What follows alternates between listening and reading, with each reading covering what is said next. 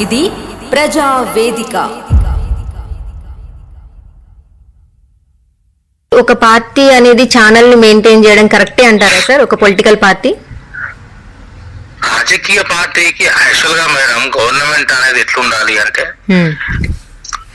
ఏ department అయినా police డిపార్ట్మెంటే కావచ్చు, ఈ ఫోర్త్ జ్యుడిషియల్ కావచ్చు, ఈ జర్నలిజం డిపార్ట్మెంట్ కావచ్చు, ఇవన్నీ ఇండిపెండెంట్ అంటే దేని దానికి ఇండివిజువల్ గా ఉండేటి ఉండాల్సినవి.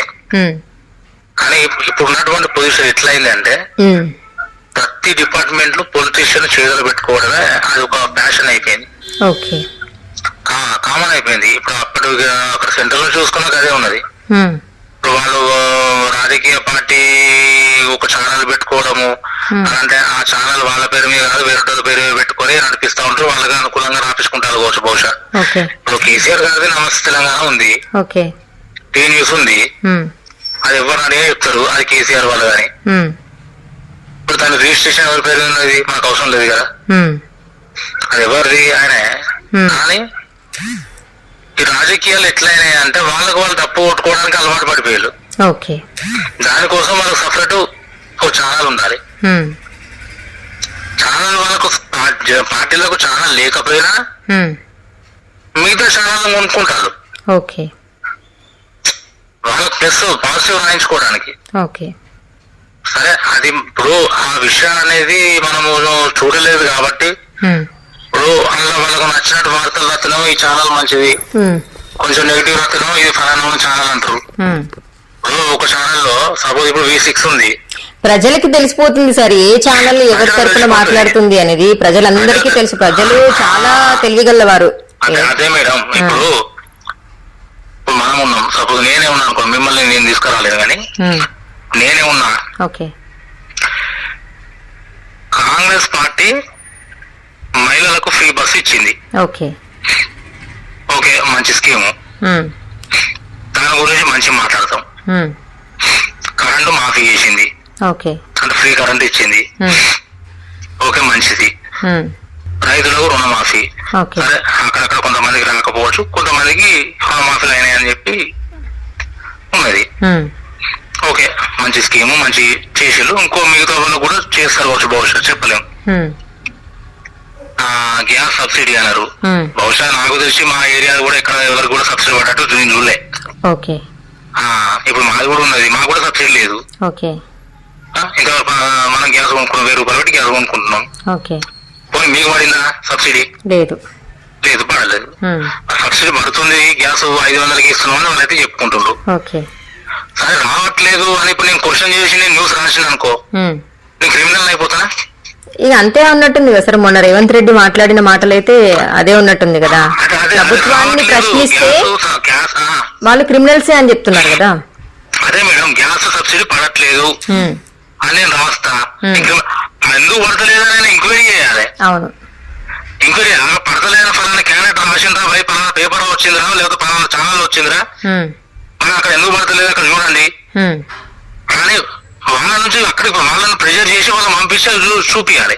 కానీ రాసినందుకు నన్ను క్రిమినల్ అంటే అది ఎంతవరకు కరెక్ట్? ఏదో అంటారు చూడండి సార్. ఇప్పుడు మహిళలకు ఫ్రీ బస్ ఇచ్చింది మేడం, కొంతమంది నష్టాలు కొంతమంది నష్టలేదు లేడీస్ కే.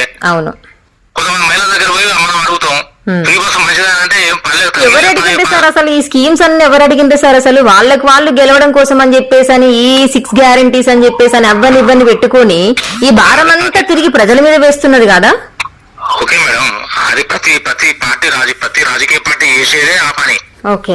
ఇప్పుడు ఇక్కడ ఓన్లీ కాంగ్రెస్ పార్టీ అనే కాదు, టిఆర్ఎస్ పార్టీ ఉన్నా వాళ్ళు పెట్టినటువంటి స్కీములు మళ్ళా తిరిగి ప్రజల మీద వేసేదే. అయినా బీజేపీ పెట్టినా అది ప్రజల మీద వేసేదే.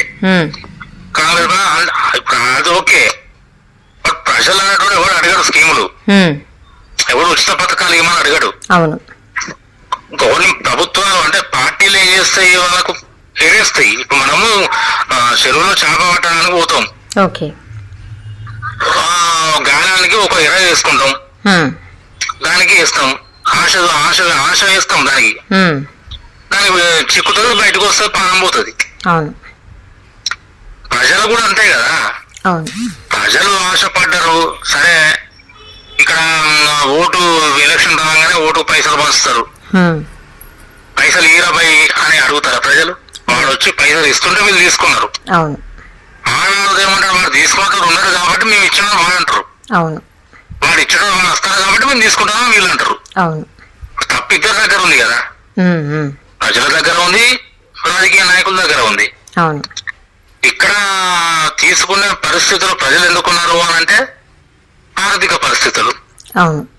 ఆర్థిక పరిస్థితులు చక్కబడాలంటే ఏం చేయాలి హ్మ్. అంటే ప్రజలను ఎల్లకాలము అడుక్కునేలా ఉండాలనేదే కోరుకున్న రాజకీయ నాయకులు ఉన్నారు తప్ప అవును. ఆడు ఎదిగి ఒక పొజిషన్ ఉండాలని ఎవరు కోరుకోరు. అవును. నువ్వు ఎదుగు. ఈ విద్య వైద్యం మీద ఎక్కువ ఖర్చు పెట్టారు సార్. ఈ ఫ్రీ స్కీమ్స్ అని అవ్వని ఇవ్వని చెప్పేసి స్కామ్స్ చేస్తూ ఇది చేస్తూ తీరా ఎవరైతే ప్రశ్నిస్తారో వాళ్ళని క్రిమినల్స్ అని చెప్పి ఇది చేస్తూ వాళ్ళ మీద కేసులు పెడుతూ. విద్య అంటే మనిషికి ఎప్పుడైనా కానీ 3 విధాలుగా ఖర్చు అవుతాయి. మనిషి పుట్టిన కాడ నుంచి ఓకే. వాడు పెరుగుతా అంటే వాడి విద్యకు ఖర్చులు ఉంటాయి. వాడు పుట్టగానే ఫస్ట్ మనం ఖర్చు పెట్టేది హాస్పిటల్నే. అవును. పైసా పెట్టి వైద్యానికి ఖర్చే, విద్యకు ఖర్చే. ఉపాధిలు సరిగ్గా ఉండవు. సరే ఎంత ఉపాధి పెట్టినా కూడా మీద జనాలు ఇవ్వని కూడా అన్ని జాబులు రావు. ఉన్న 100 పోస్టులకు 1000 మంది ఉంటే 100 మందికి ఇస్తారు కానీ 1000 మందికి అలా ఇవ్వలేరు కదా. అంతే కదా. మీతో ఏం చేయాలి, ఆడ ఎంబీబీఎస్ ఎంబీఏ చదవని, ఎంఎస్సీ చదవని, ఎంసీఏ చదవని ఆడ 10,000కు 15,000కి ఎక్కడన్నా జాబ్ ఎంతో ఆడుకోవాలి. మిగతా రానుడు ఏం చేయాలి, వట్టిగా కూర్చోవాలి, ఆయనకి తిండికి వెళ్ళదు. అయితే వాడు వట్టిగా కూర్చున్నా కూడా వాడు హాయిగా బతకాలంటే ఏం చేయాలి, విద్యను వైద్యాన్ని గవర్నమెంట్ మాత్రమే ఉండాలి, మిగతా ప్రైవేట్ సెక్టర్ మొత్తం రద్దు చేయాలి. ఇప్పుడు విదేశీ ఇక్కడ నుంచి విదేశాలకు పోయి జాబులు చేసుకుంటూ ఉన్నారు మీరు మన ఇండియా నుంచి. అక్కడ పోయి వాళ్ళు ఏమన్నా ఈ కార్పొరేట్ స్కూల్స్ వాళ్ళు అక్కడ పిల్లలు వాళ్ళ స్కూల్లో పోయి చదువుకునేది అక్కడ గవర్నమెంట్ స్కూల్సే, ప్రైవేట్ సెక్టర్ కాదు. మా మిత్రులు నా ఫ్రెండ్సే ఉన్నారు యుఎస్ లో ఉన్నారు, వాళ్ళ పిల్లలు గవర్నమెంట్ స్కూల్ వాళ్ళది. గవర్నమెంట్ స్కూల్ అంటే ఏంటిది, ఇక్కడ కార్పొరేట్ స్కూల్స్ ఎట్లుంటాయో అంతకు మించి ఉంటాయి అక్కడ గవర్నమెంట్ స్కూల్స్. అంత క్వాలిటీ ఎడ్యుకేషన్ అక్కడ. ఇక్కడ నుంచి హాస్పిటల్స్ ఉంటాయి, హాస్పిటల్స్ కూడా అంత క్వాలిటీ, అవి కూడా గవర్నమెంటే. ఇక్కడికి వచ్చిన తర్వాత అదే ఫారెన్ లో ఉండేటువంటి వ్యక్తులు ఇక్కడికి వచ్చిన తర్వాత ఇక్కడ గవర్నమెంట్ హాస్పిటల్ పోడు, మళ్ళీ అదే ప్రైవేట్ హాస్పిటల్ చూసుకుంటారు. అంటే అంటే ఎక్కడ పోతుంది, గవర్నమెంట్ దగ్గర సార్ లోపం ఇక్కడ. అన్ని గవర్నమెంట్ స్కూల్స్ కానీ గవర్నమెంట్ హాస్పిటల్స్ కానీ పర్ఫెక్ట్ గా కనుక నువ్వు చేసి పెడితే ఎందుకు ఉపయోగించుకోరు ప్రజలు? సో అలా ఎలా చేస్తారు సార్, చెయ్యరు కదా. అదే మరి నువ్వు ప్రజల కోసం ఆలోచించిన గవర్నమెంట్ ఎవరున్నారు? ఎవరు లేరు, ఎవరు ఉండరు. కూలి పని చేసుకునేటోడు కూడా గవర్నమెంట్ హాస్పిటల్ పోయి చూపించుకోవట్లే, ఒక 5,000 జేబులో ఉన్నాయి, ప్రైవేట్ హాస్పిటల్ పోతుండు, ఖర్చు 1,000 రూపాయలైనా 2,000 ఖర్చు పెట్టుకుంటుండు. మరి గవర్నమెంట్ హాస్పిటల్ మీద ఎందుకు అంత నమ్మకం లేదు వాళ్ళకి? ఎందుకు నమ్మకం లేదంటే అసలు ఎక్విప్మెంట్ సరిగ్గా లేదు, ఉన్న ట్రీట్మెంట్ సరిగ్గా అంటే చూడరు కదా, అసలు పేషెంట్స్ చూడరు, టాబ్లెట్స్ ఉండవు, రిమైనింగ్ ఆ మిషన్ పని చేయట్లేదు, ఈ టెస్టులు లేవు ఆ టెస్టులు లేవు అని చెప్పేసి మళ్ళీ బయటకే పంపిస్తుంటారు కదా సార్. ఇదంతా కొంతమంది మెడికల్ మాఫియానే రన్ చేస్తున్నారు కదా. అదే ఇప్పుడు మెడికల్ మాఫియా అంటే సరే ఇక్కడ నుంచి చెడిపోతున్నాయి, ఏం జరుగుతుంది ఏందనేది అది పెద్ద విషయం. బట్ సామాన్యులైనా కూడా కనీసం గవర్నమెంట్ హాస్పిటల్ ముఖాన్ని సరిగ్గా చూడట్లేదు అని అంటే వాళ్ళ సామాన్యులకు తెలియదు. అంటే అక్కడ ఏం జరుగుతుంది, అక్కడ ఏ మాఫియా ఉంది, అక్కడ ఏం జరుగుతుంది. సరే మాఫియాల విషయం పక్కకు పెట్టండి, ఇప్పుడు ఇదే ప్లేస్ లో మనం ఉన్న ప్లేస్ లోనే అయినా కానీ మనమే గవర్నమెంట్ హాస్పిటల్ పోనీకి మనం వెనకలిగేస్తాం. అంటే అక్కడికి పోతే ఏ ట్రీట్మెంట్ జరగదు దొరకదు.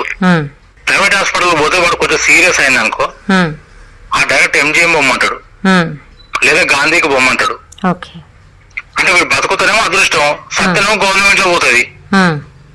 ఇప్పుడు బతికేటట్టు ఉంటే హాస్పిటల్ వేసుకుంటా అనుకుని వాడేం చేస్తాడు, అడ్మిట్ రాసుకుంటాడు, వారం 10 రోజులు ఉంచుకుంటాడు, 1,00,000 2 లక్షలు బిల్లు వేస్తాడు. వీళ్ళు ఏం చేస్తారు, బంగారం అది అలా పడేసుకో ఎన్నో కుదబెట్టుకోవడం అమ్ముకుంటారు, పోయి బిల్లు కట్టుకుంటూ బయటికి వెళ్తారు. ఆడు బతికేటట్టు ఉంటేనే ఈ ప్రైవేట్ హాస్పిటల్స్, చచ్చేటట్టు ఉంటే కనీసం ముట్టుకోవడానికి ఇక్కడ ఉన్నారు గదే ఎంఎస్ గదే ఎండి. గవర్నమెంట్ హాస్పిటల్ పోతే గదే ఎంఎస్ గదే ఎండీలు ఉంటారు. ఆడు చదువుకున్న చదివే వీళ్ళు చదువుతారు, వీళ్ళు చదువుకున్న చదువు వాళ్ళు చదువుతారు. మరి ఇప్పుడు గవర్నమెంట్ హాస్పిటల్ పోతే పోండి అని ఇక్కడ ఉన్నటువంటి ఇదే డాక్టర్, పైసలు ఖర్చు అయినా ఇదే డాక్టర్ ఆయన పంపిస్తారంటే వీళ్ళేం చదివినట్టు వాళ్ళకే తెలియాలి సార్.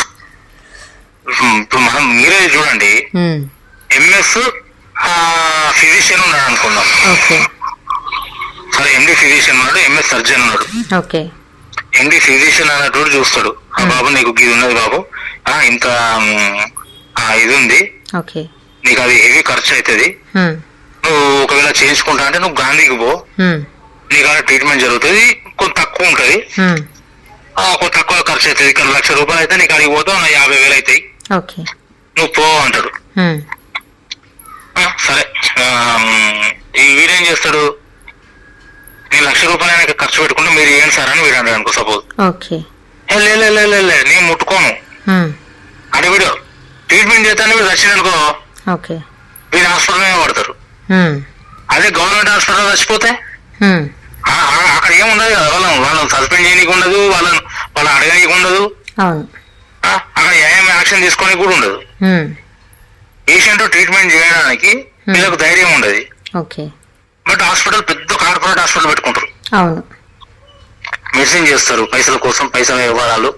ఎక్కడైనా కానీ రాజకీయ నాయకులు అదే హాస్పిటల్స్ ఉన్నాయి, స్కూల్స్ ఉన్నాయి, కాలేజెస్ ఉన్నాయి, ఇక వాడు ఎందుకు ప్రైవేటీకరణ రద్దు చేస్తారు మేడం?